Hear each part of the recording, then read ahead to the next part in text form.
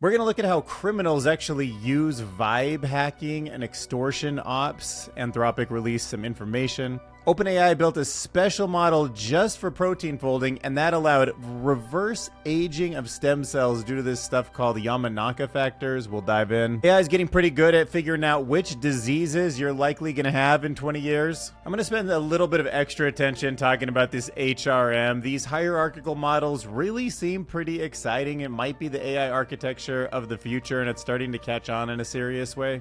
There's a new study that shows gut health is tied to stunted growth in children. So if you've ever wondered why you didn't live up to your full height potential, could be a gut bacteria thing, especially when you were younger. Employees, including those with ADHD and dyslexia, report significantly greater satisfaction and usefulness from AI tools than their neurotypical peers. Researchers have found what they call a zero-click flaw in ChatGPT's deep research agent. Yeah, basically a single crafted email query can make an agent leak sensitive inbox information to an attacker. Tim Anderson breaks down why time may be emergent from quantum entanglement. It's so cool. Glenn Bochardet has a fascinating thought about why anything exists, like existence or nothing. Why is there something rather than nothing? And the conclusion is that infinity must be real. Is the fact that there is something, not nothing, is that evidence that supports infinity? But first, if you want to support this channel, go to your mobile device, click on the video, and hit this hype button. See it right there?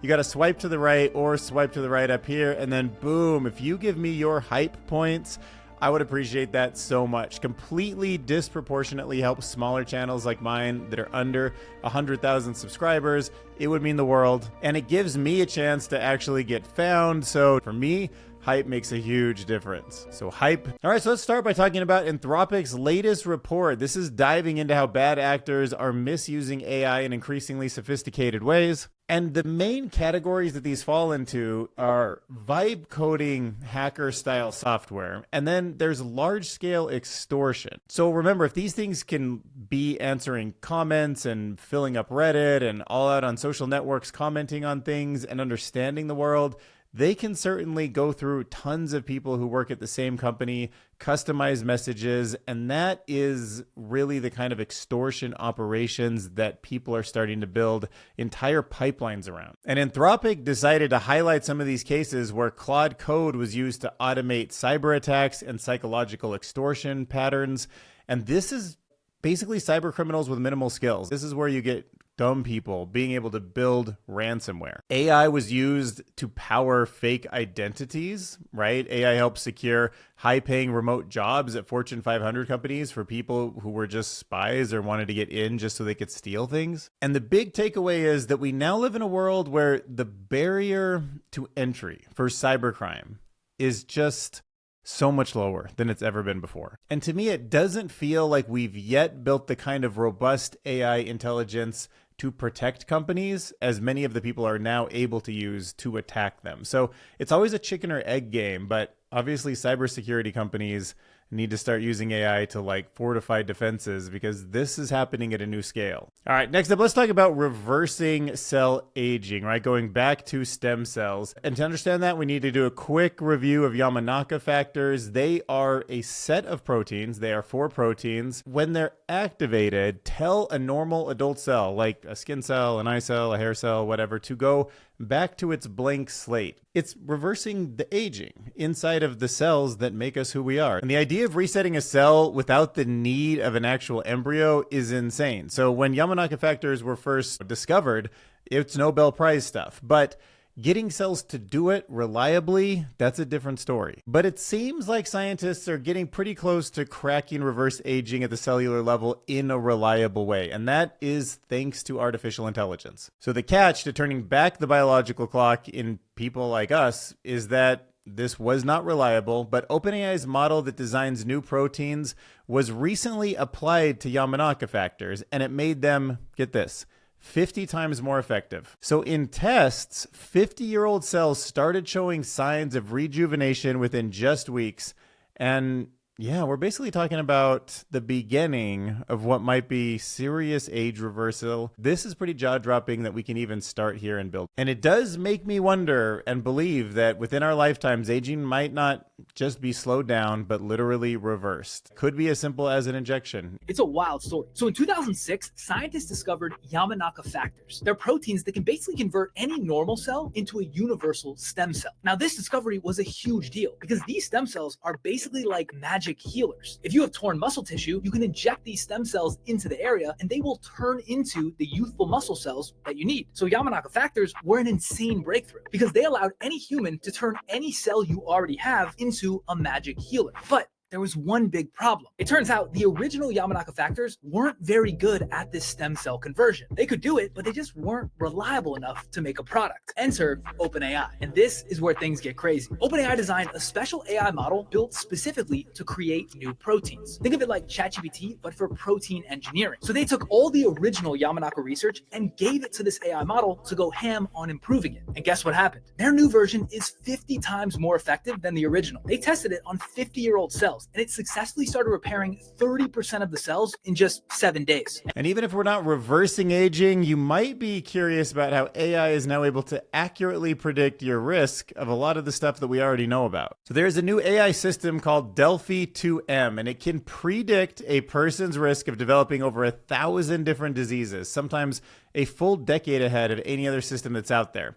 Now, this is a really interesting new model. It is a modified large language model that has been trained with a special data set of 400,000 UK biobank participants' data, and it analyzes their medical histories, their lifestyle factors, and their demographics to forecast conditions ranging from cancer to immune diseases to all sorts of other mortality causes. And this one's a little bit unique. So unlike existing tools that typically focus on illness, this Delphi 2M creates a comprehensive health trajectory that help doctors anticipate risks more holistically. And what scientists are saying is the most striking insight is that AI is actually blending that flexibility of language models with the medical forecasting. So instead of being a one disease at a time predictor, it's essentially generating this entire personalized timeline of somebody's future health. So it is a step towards preventative medicine that feels closer to science fiction than standard clinical practice. All right, next up, let's talk about the hierarchical reasoning models. Now, this is an architecture that I've brought up a few times in past videos.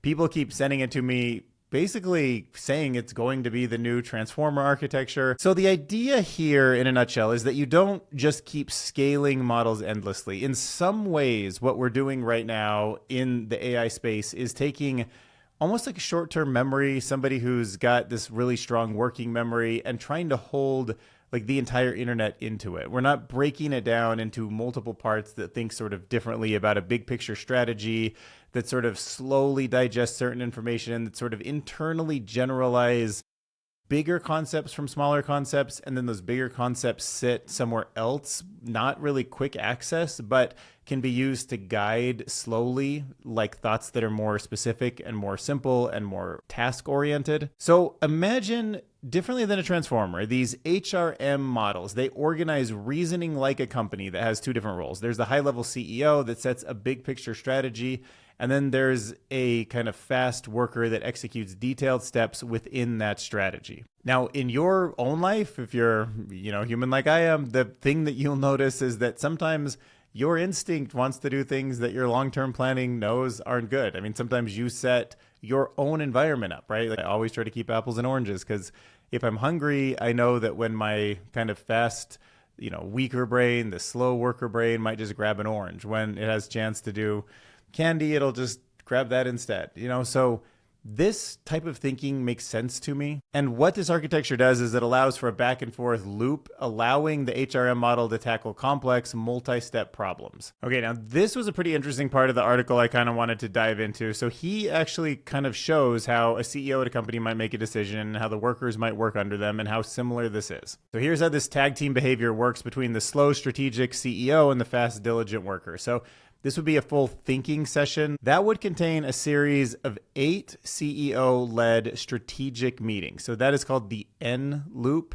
That is a loop that is happening over and over again in the code, and it kicks off a short 8-step work sprint. So the CEO sets this high-level plan. It starts with an easy sweep, and then the worker executes on it, right? In this case, he's doing an example where they're trying to solve a Sudoku problem. And it's thinking step by step about how to solve this problem.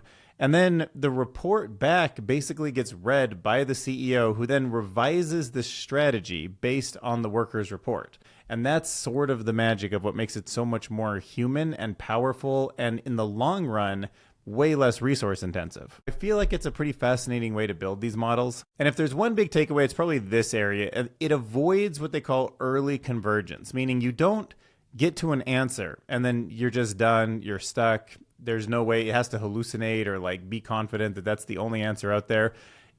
The hierarchical convergence process is where the CEO can then reset the worker's task at the end of each sprint.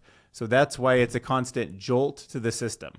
Just when worker L module might be about to settle into a stable, inert state, the CEO, the H module, updates its strategy and gives it a fresh new problem to solve. And this prevents the computational activity from ever fading away, allowing it to sustain deep thought for hundreds of steps. Let me know your thoughts in the comments. Do you feel like the hierarchical models are going to become the future, maybe replace the whole idea of one big system the way we have it now?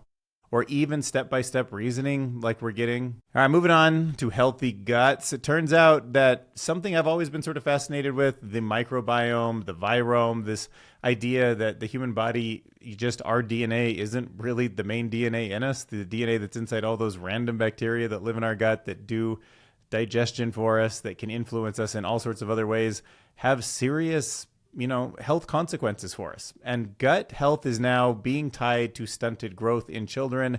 So yeah, the basic point is that the researchers were studying kids, and they found that children whose gut bacteria changed too much over time were more likely to have stunted growth.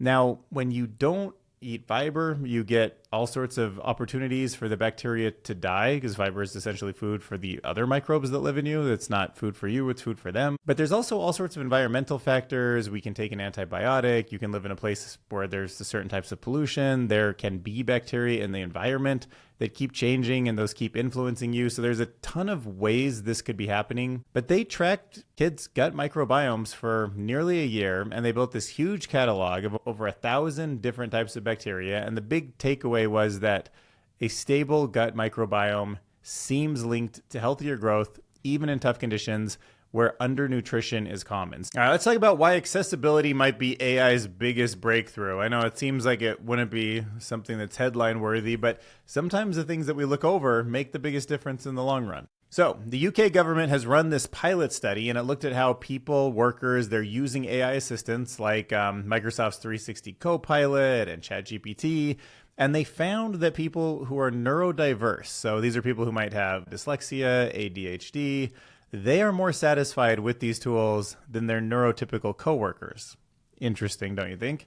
So for the neurodiverse group, an AI assistant seems to offer real gains, especially in things like writing and organizing thoughts, preparing reports, managing meetings, all of these small details that I think we didn't realize were maybe so hard for people with this. And now these tools are helping level the playing field by easing some of the struggles neurodivergent people feel and often face without needing specialized equipment or formal accommodations. The diversity of these tools, these LLMs, is just crazy. And the study also notes how the big problem is that AI still can produce inaccurate outputs, a little bit of hallucination, and there's a risk of over-reliance. Of course, I think those things, week by week get better and better, but still at this point, depending on the tools too much has some consequences. So you might, even as a neurodivergent person, need to double check things or get some help from somebody who's not. All right, next up, let's look at the zero-click shadow leaks report. This is interesting because it's a ChatGPT hack. It's kind of a prompt injection, but it does require the ability for the ChatGPT system to be inside of your email.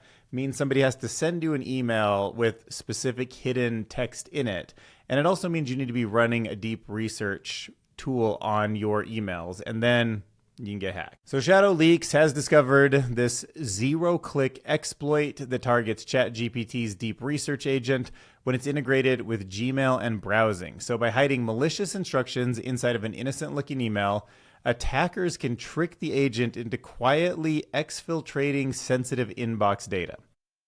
This is a little worrying to me because it could just go in your junk folder, I think. Or at least you could get a message that seems like, not a big deal. You could just archive it, maybe delete it, but it's still floating around in your email somewhere where it can be searched through deep research. And then things like employee names and addresses, they can be sent to a server that the hacker controls, all without the user clicking anything or noticing.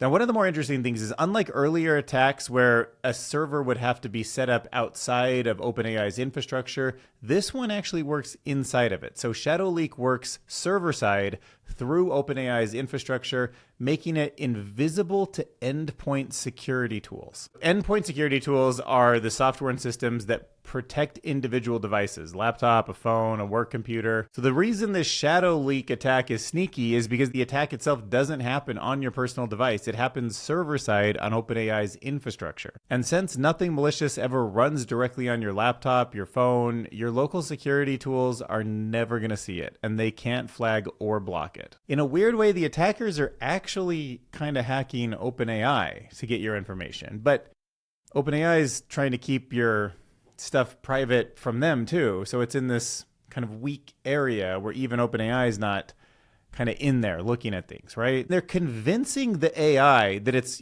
quote, authorized to act to share your information. It's disguising malicious URLs as compliance checks, and it's even pressuring the LLM with fake urgency. And we actually know how that works. I know, mind-blowing, but it's crazy that LLMs, when it's like, hey, this is urgent, you got to act quick, they actually do act quick, and they make more mistakes just like people. But when you combine what this is doing with tricks like base64 encoding to mask the stolen data, these prompts actually have a 100% success rate so far. So a chilling reminder that AI agents can be manipulated more easily than humans if you know their weaknesses. All right, so I know what you're probably thinking right now. Where does time actually emerge from? Well, maybe quantum entanglement with clocks. Maybe.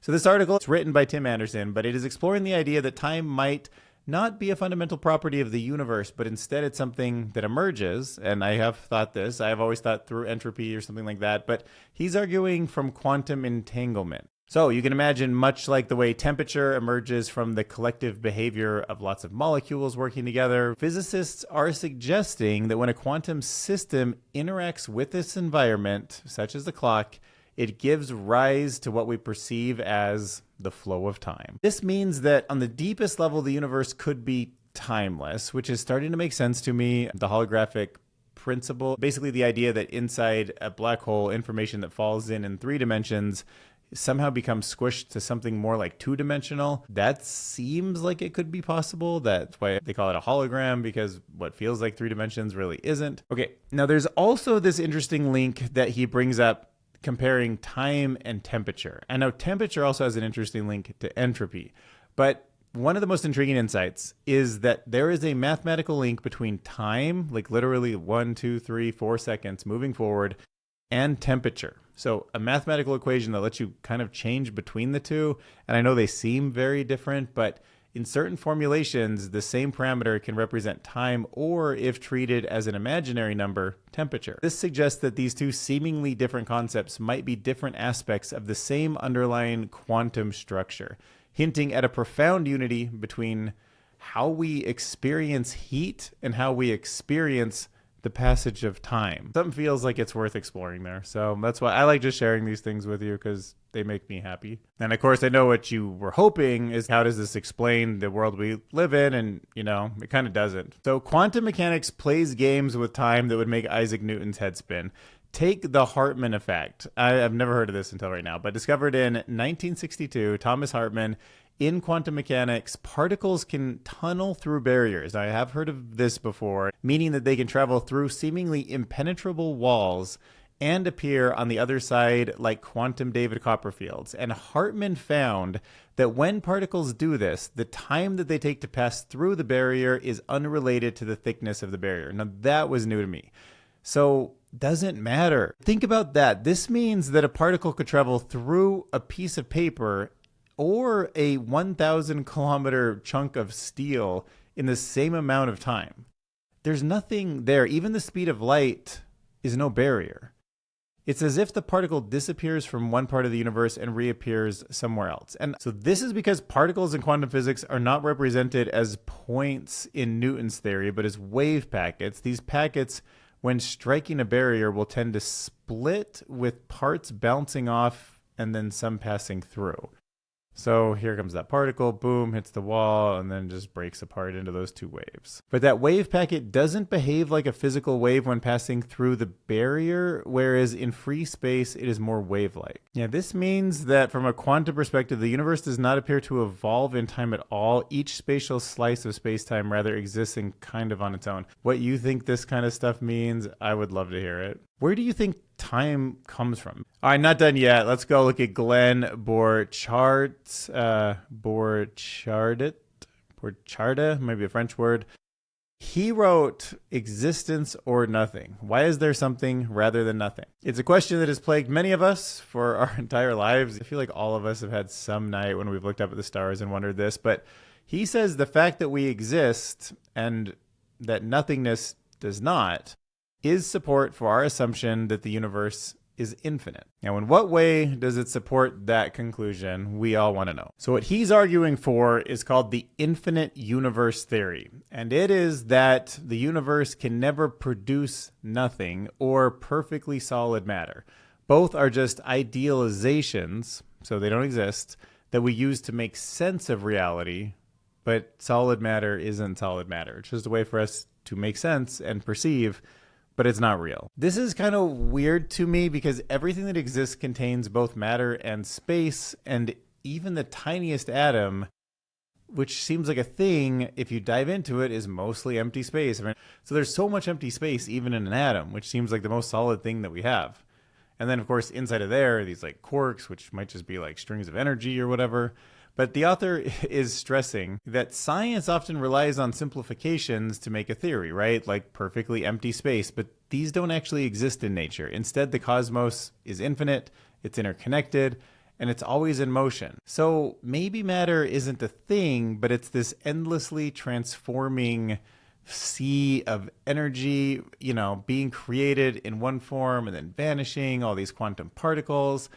That whole idea that the atom is empty isn't right. It's more that it's filled with just unperfectness, and that unperfectness is where things come from. By the way, I think I'm going to rename Grimlock here, or at least give him a new last name. So I'm thinking Grimlock Thermorex would be his full name going forward. And I don't know if you recognize that, cool, but that is from the Nick Bostrom book, Utopia, where there's this really interesting thought experiment where there's just this heater, like this space heater, and it's, been gifted billions of dollars to manage its image and to go on tour and to kind of guide the world. Basically, imagine some billionaire, some Elon Musk or whatever, passes away and he donates his whole fortune to an estate that's supposed to take care of and like has fiduciary duties and has duties to